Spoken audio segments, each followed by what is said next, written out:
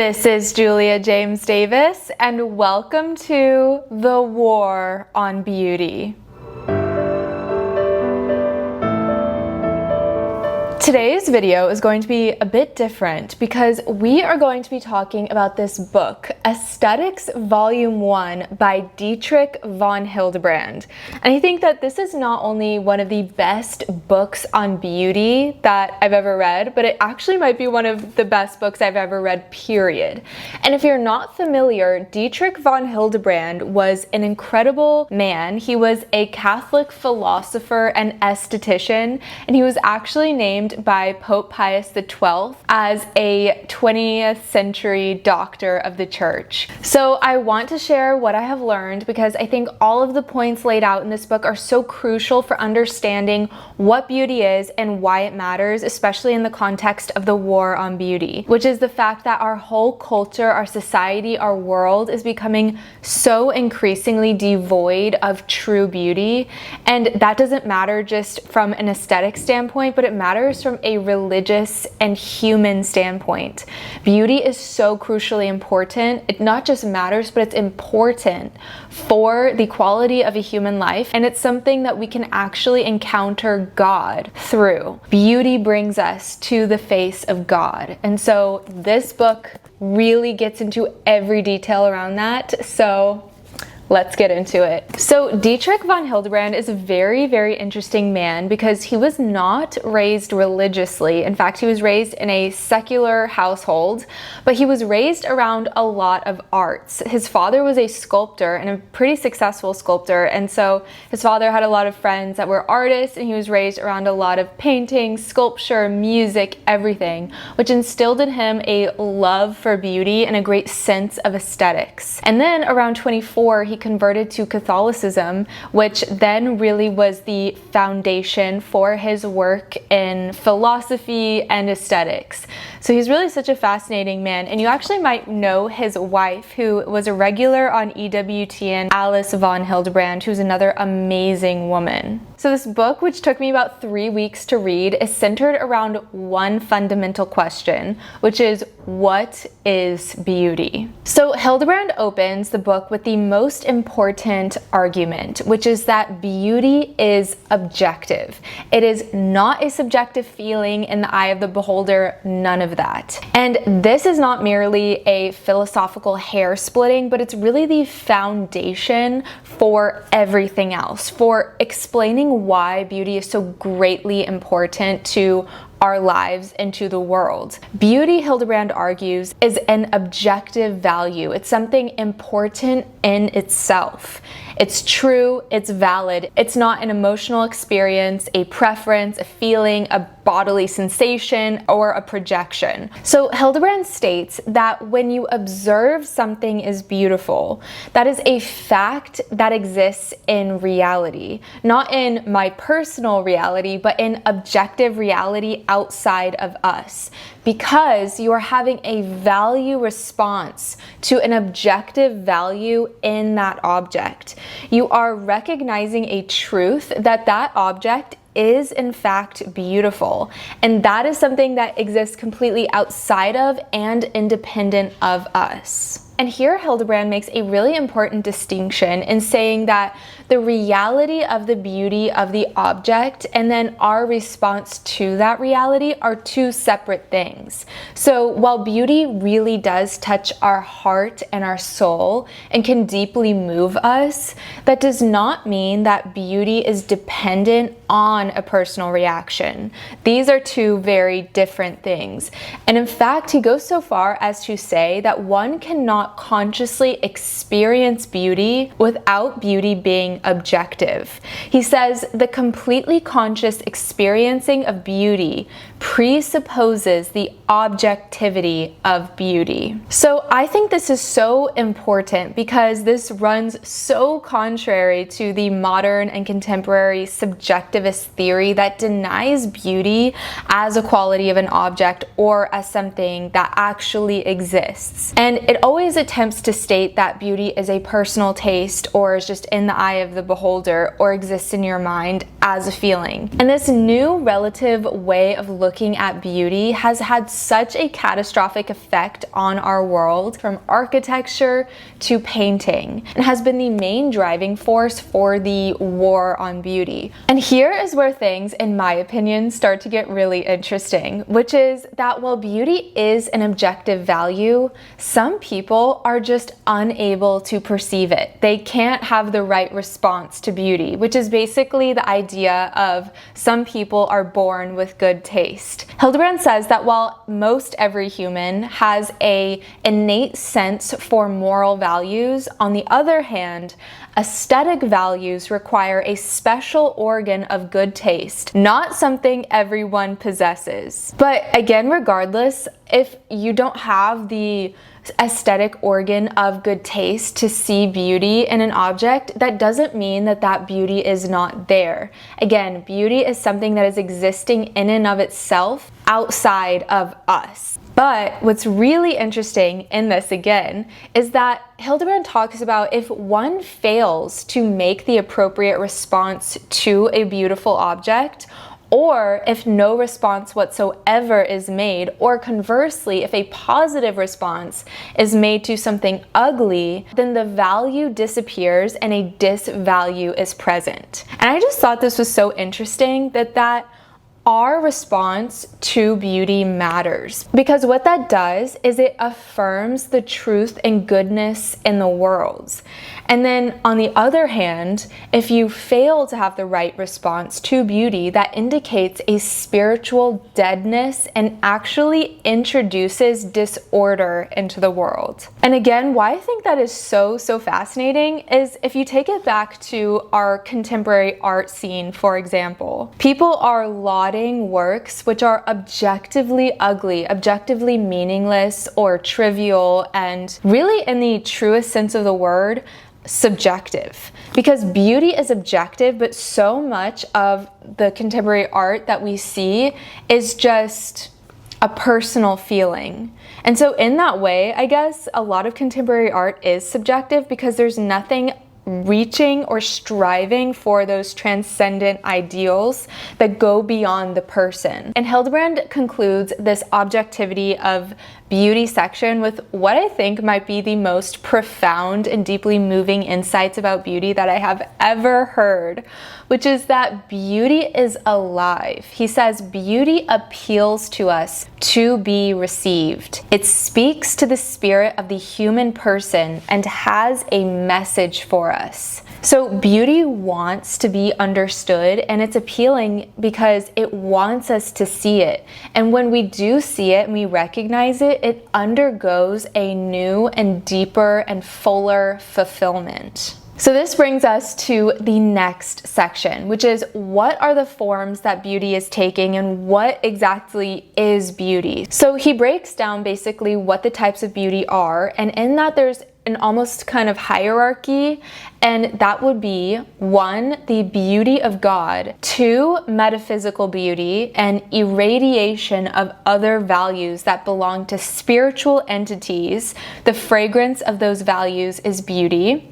3, beauty of the second power, which is spiritual beauty of the visible and audible. 4, beauty that appeals to the senses. So he really focuses on, in this book, metaphysical beauty and beauty of the second power. Metaphysical beauty is really important because it's not expressed through visible, audible things. We're not looking at it in paintings or sculptures. Rather, it's more something that comes in humans. Basically, the acts, conduct, statements, morals, and other means of the character of a person. For example, he is always talking about saints when he talks about metaphysical beauty, that saints are the perfect example of that beauty because their high moral value and virtue radiates a beauty that even if they're not perhaps like physically beautiful, the way that they are as people in their behavior and morals and acts makes them supremely beautiful. And the beauty of a virtue is an irradiation of its moral value. And so the higher that is, the more beautiful the virtue. Hildebrand states that there's actually very intelligible and organic interconnectedness between beauty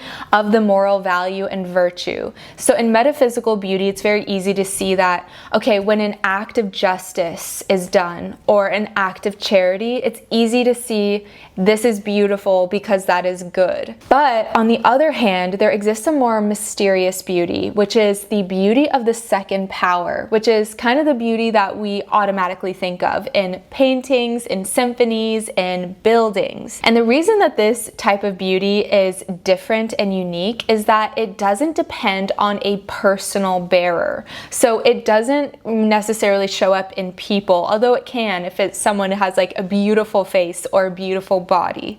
But it shows up in apersonal bearers, again, like a building or a painting. Here exists a very complex relationship between the two types of beauty.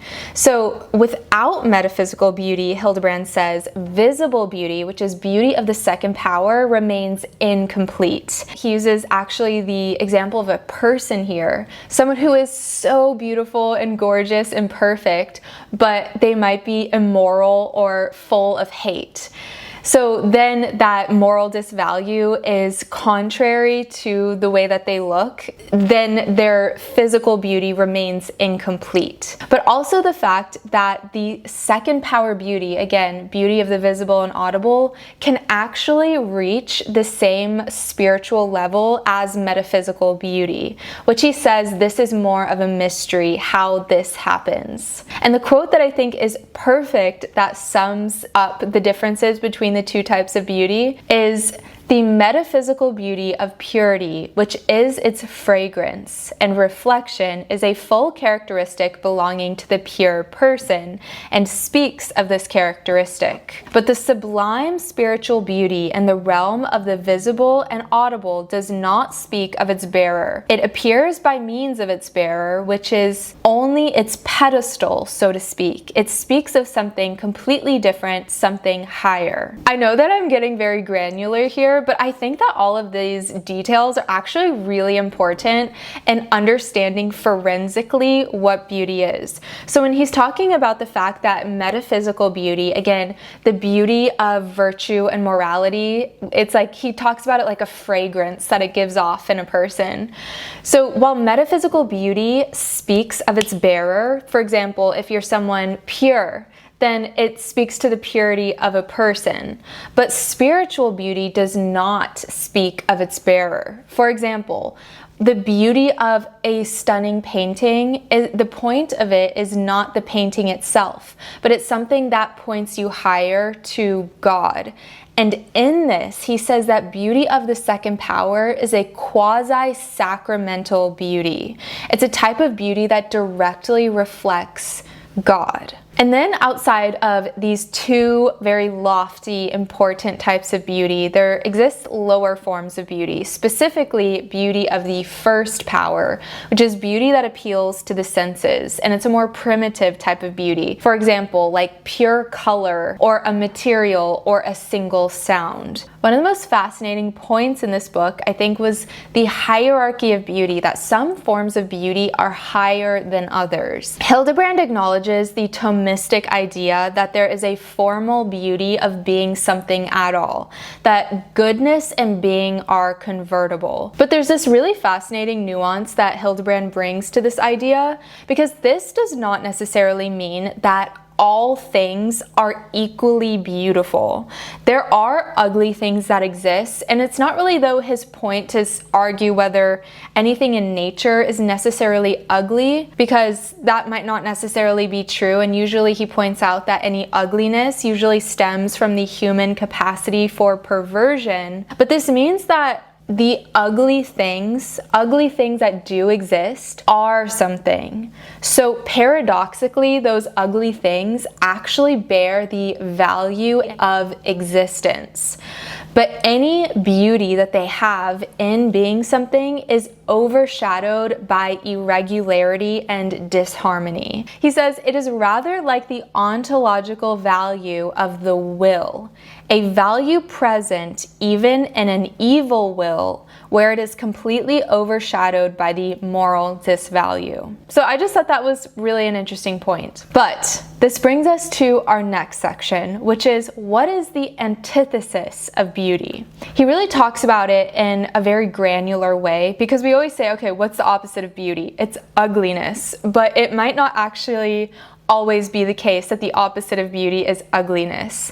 In fact, he gets really, really specific with it, especially as it relates to beauty of the second power. So the opposites of beauty of the second power, again, visible and audible beauty, are the prosaic, the Philistine, the bourgeois, the sentimental, the fake, the shallow, the mediocre, and the flat. He spends most of the time talking about the prosaic and the Philistine, which are the two most important contrary antitheses to beauty of the second power. Hildebrand states that all beauty naturally is the opposite of the prosaic, which is dull sobriety. Nothing prosaic exists in nature, he says. And that is because, again, everything has an ontological dignity, back to the fact that being and goodness are convertible. So if something is, then it's good, and it's not ordinary because it exists.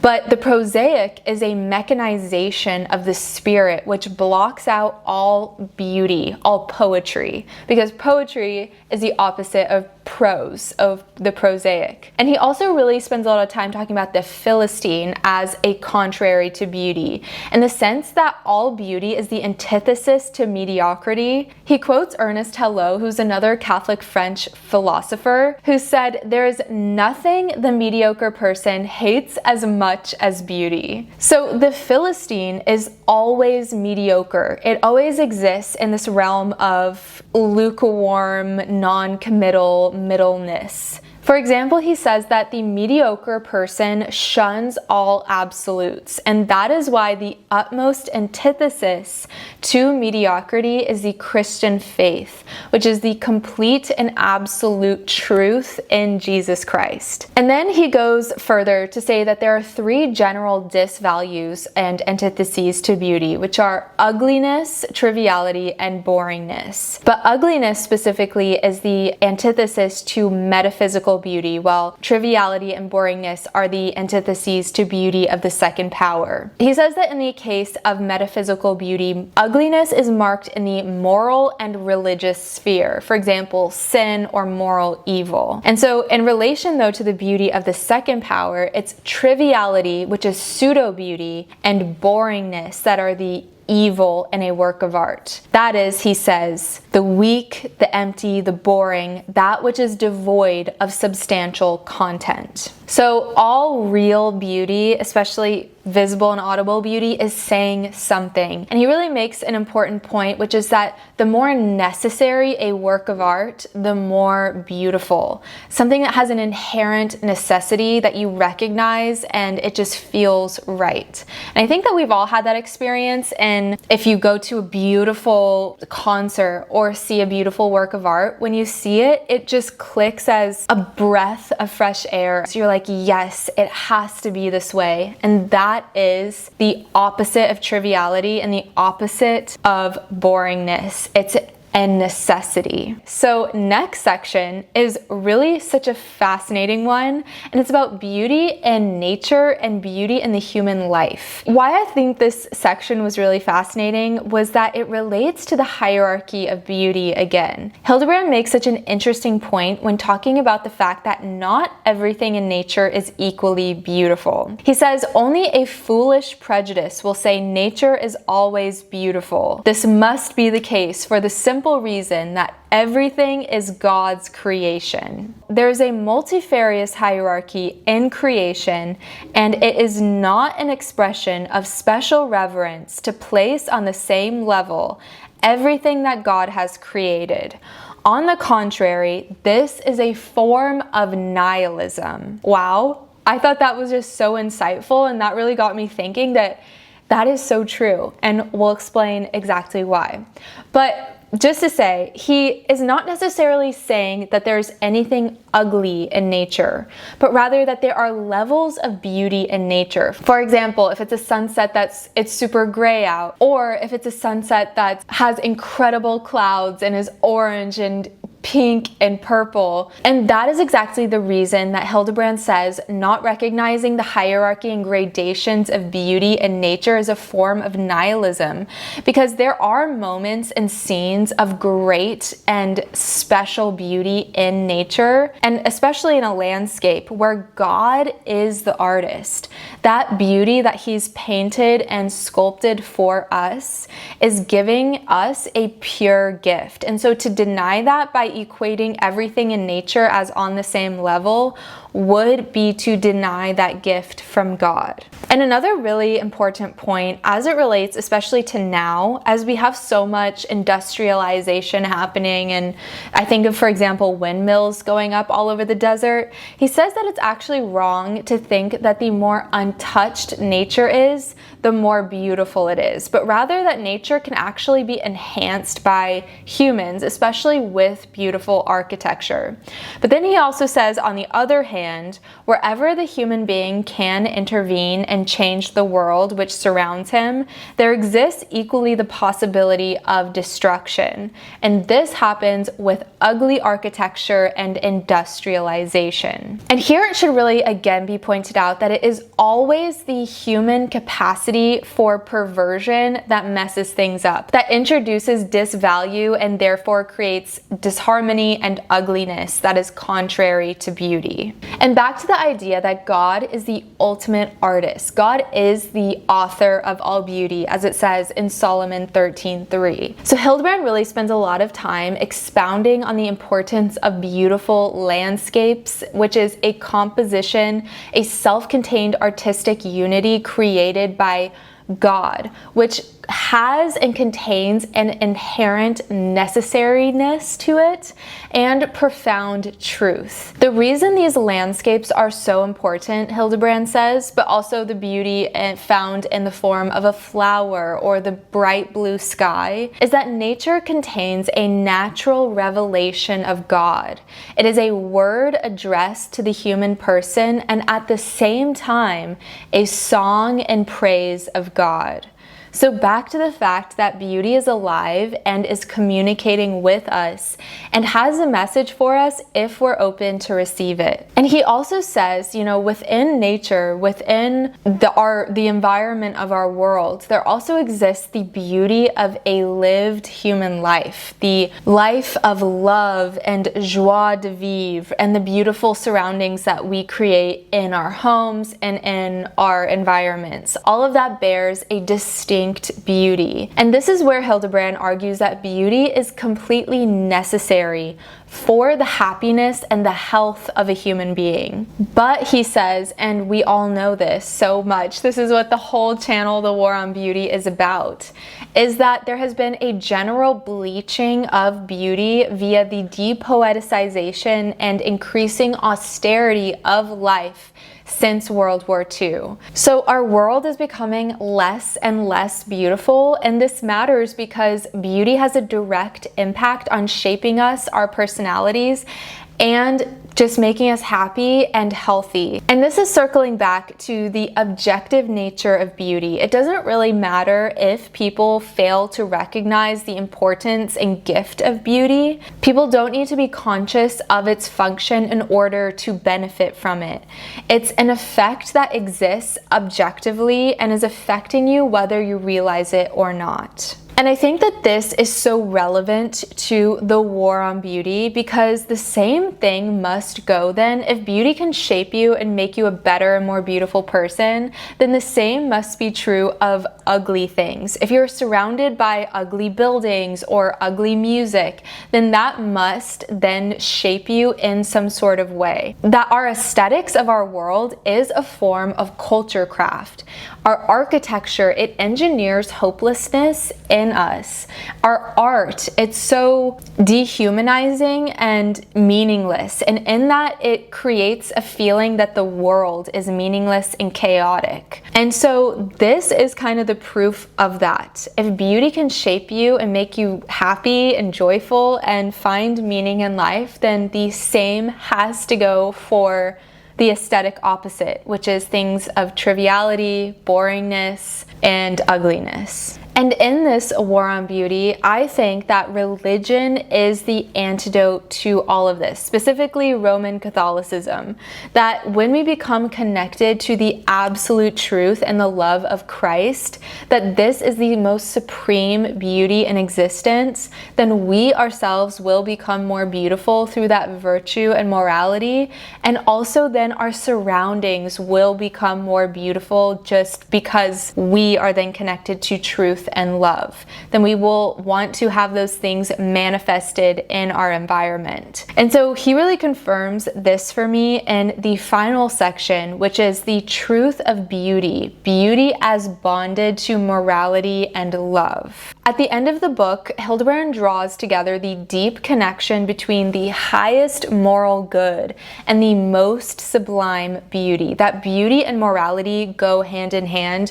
They're inseparable from each other. And the example that he uses is the sublime beauty of the love of Christ, which also happens to be the highest moral good and the highest good, period.